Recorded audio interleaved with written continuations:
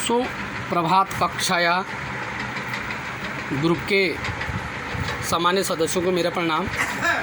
और आप हमारे इस YouTube चैनल के माध्यम से इस वीडियो को आप मेरे YouTube चैनल को सब्सक्राइब करेंगे, शेयर करेंगे और लाइक करेंगे। ये हम संस्कृत पद्य की पाठ्य योजना भाग 6 आज आपको बता रहे हैं। सस्वर वाचन तक हमने कल बता दिया था, अब आज है।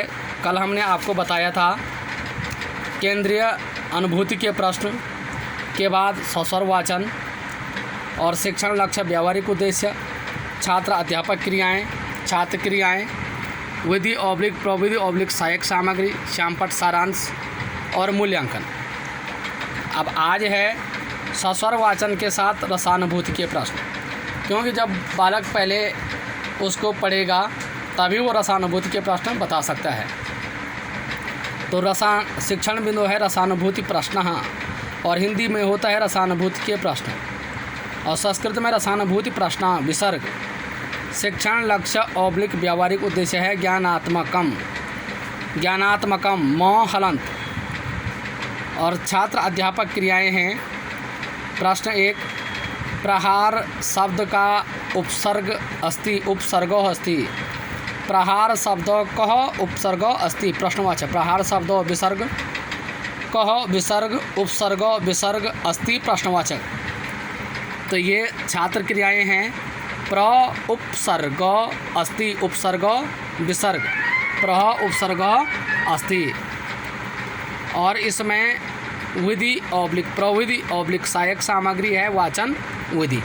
विधि ऑब्लिक प्रविधि ऑब्लिक सहायक सामग्री है वाचन विधि पूर्ण विराम। श्यामपट्ट सारांश कुछ नहीं है, मूल्यांकन कुछ नहीं है। तो ये था आपका सस्वर वाचन के बाद रसानुभूति प्रश्न ज्ञानात्मकम। और इसी प्रकार बौद्धात्मकम, ज्ञानात्मक जो ज्ञान शक्ति का विकास करता है, बौद्धात्मकम जो बुद्धि शक्ति का विकास करता है।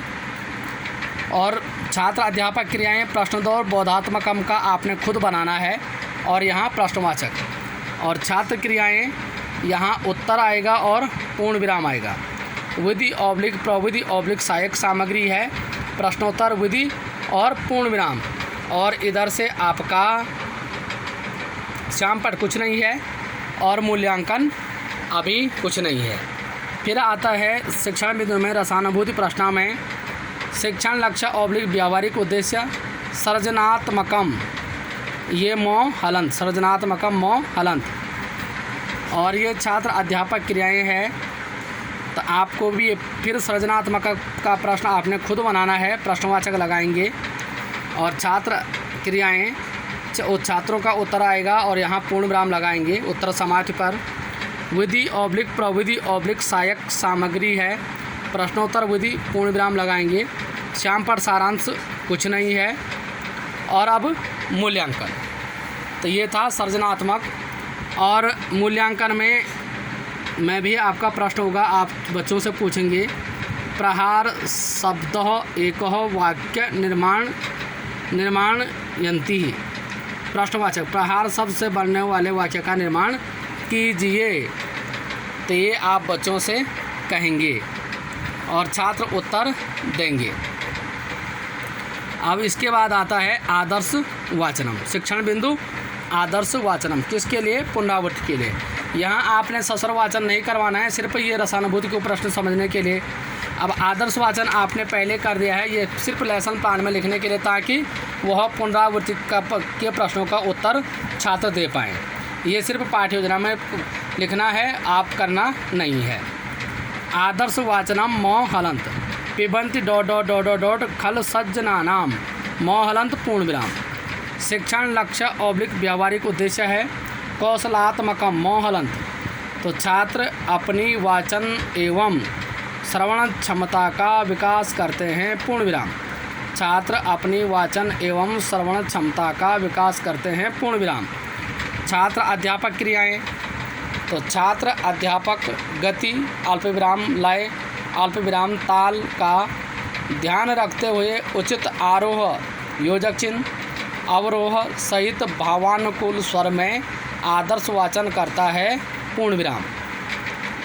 और छात्र क्रियाएं, छात्र ध्यानपूर्वक सुनते हैं, क्योंकि जब अध्यापक आदर्श वाचन करता है तो छात्र ध्यानपूर्वक सुनते हैं। विधि ऑब्लिक प्रविधि ऑब्लिक सहायक सामग्री है, स्पष्ट वाचन विधि, पूर्ण विराम क्योंकि पढ़ा जा रहा है।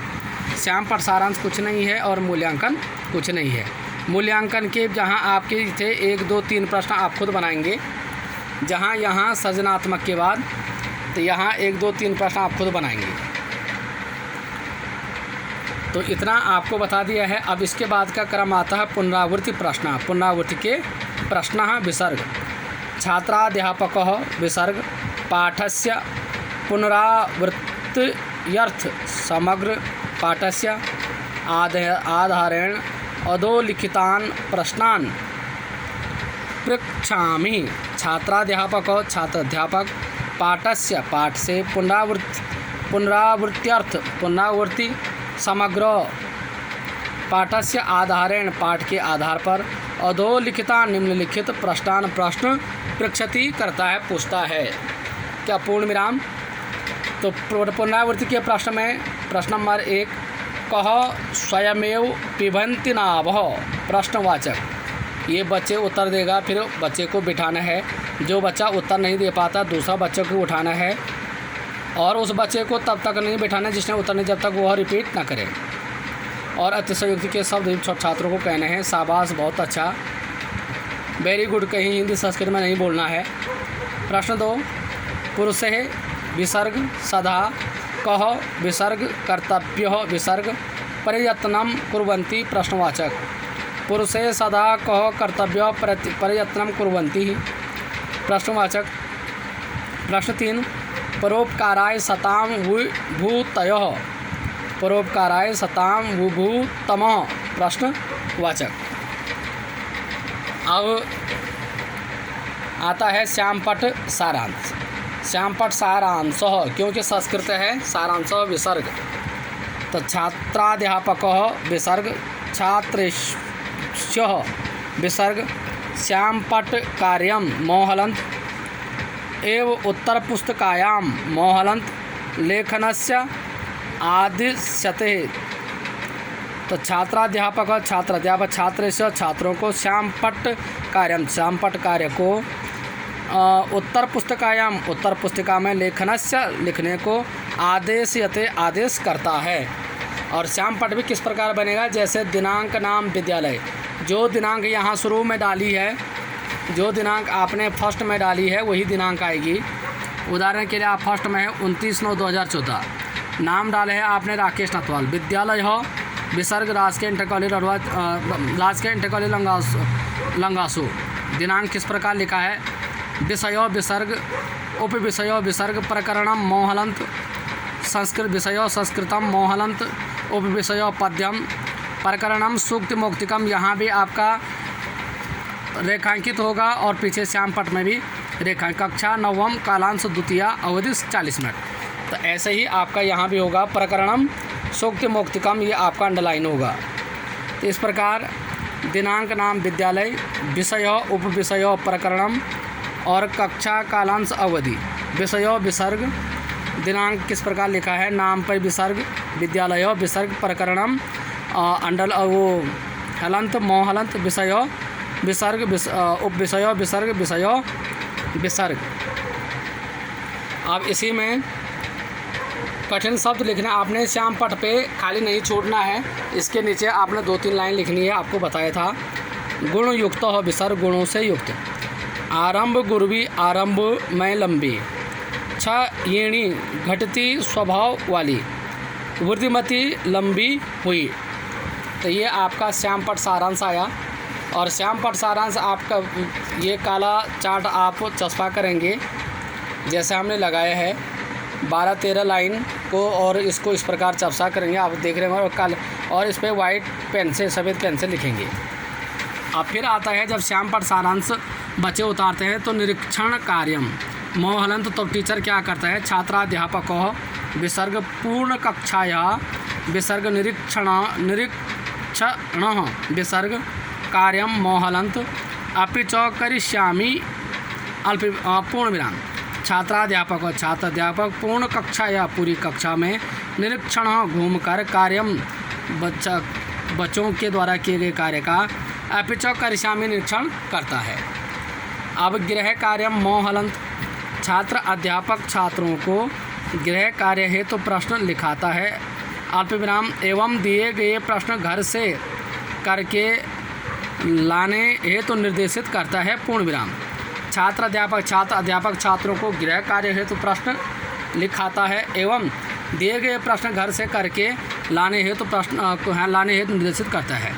अब आप लोगों को हमने बताया था गृह कार्य के लिए आपका ये रोलर बोर्ड है, उदाहरण के लिए तो रोलर बोर्ड के एक साइड लिखेंगे आप गृह कार्य प्रश्न, चौक से लिखेंगे गृह कार्य प्रश्न 1 2 3 और दूसरी साइड ये जो रोलर बोर्ड का होगा आपका, तो दूसरी साइड आप यहाँ पे चार्ट चिपकाएंगे।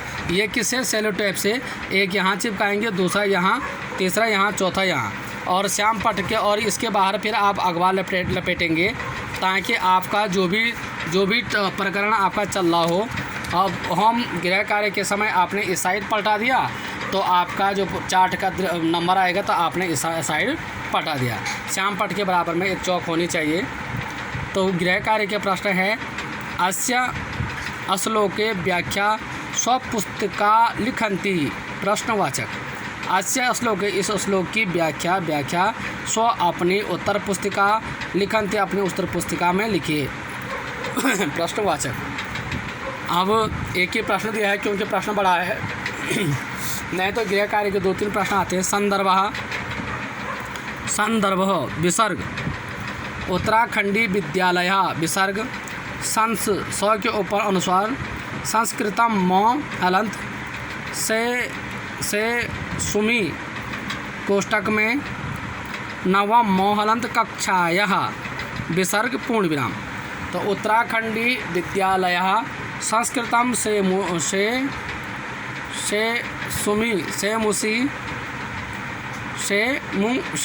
सुमी नवम कक्षायः, और लास्ट में आएगा सुझाव, यहाँ हम अपना लिखेंगे। इसी के साथ आपकी संस्कृत पद्य की पाठ्य योजना यहीं पर समाप्त होती है।